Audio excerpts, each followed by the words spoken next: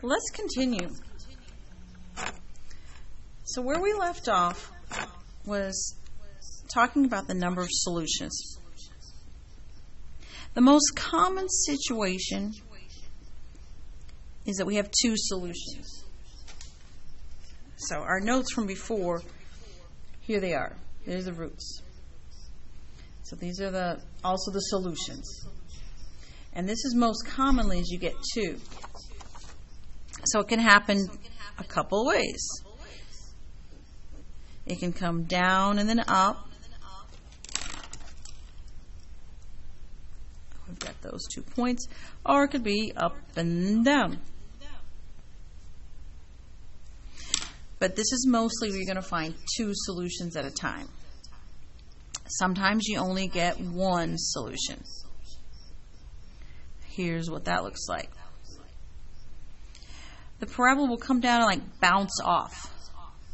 And so it'll only actually touch that x-axis one time. Or it can come from below, and there it just hits that one time. So mostly you get two solutions. Very rarely you get one solution, and very rarely will this happen where you get no solutions. Now what this looks like is that the parabola just never quite reached that x-axis. It's kind of out there floating.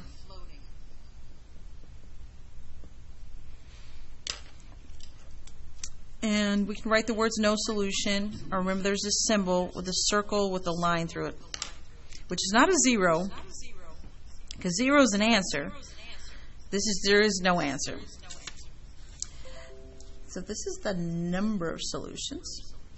And we're going to go look at how to identify all these parts now that we've talked about them. And you have your notes here.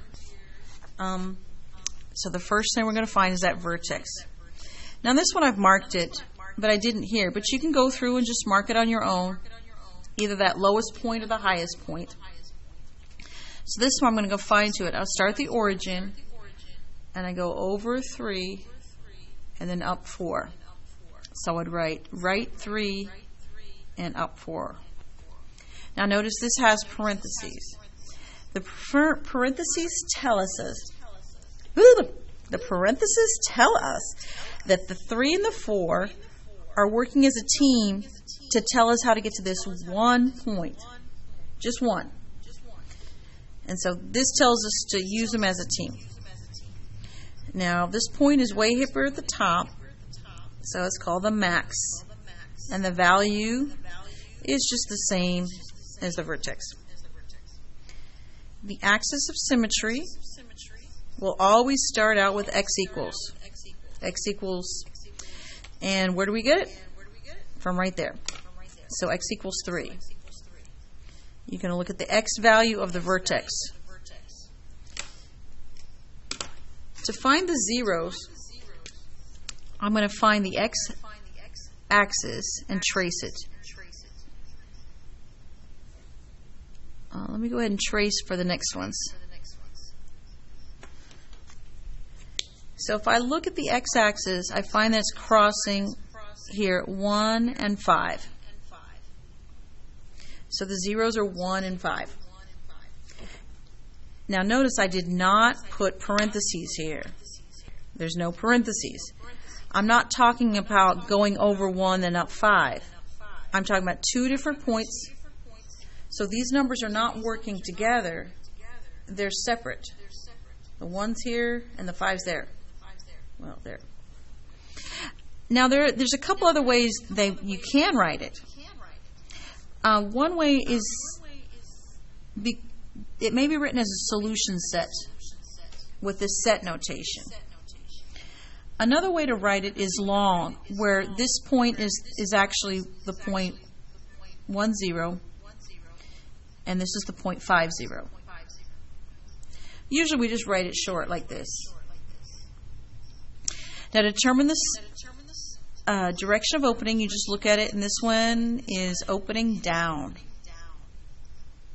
So it opens down. And the next one here opens up.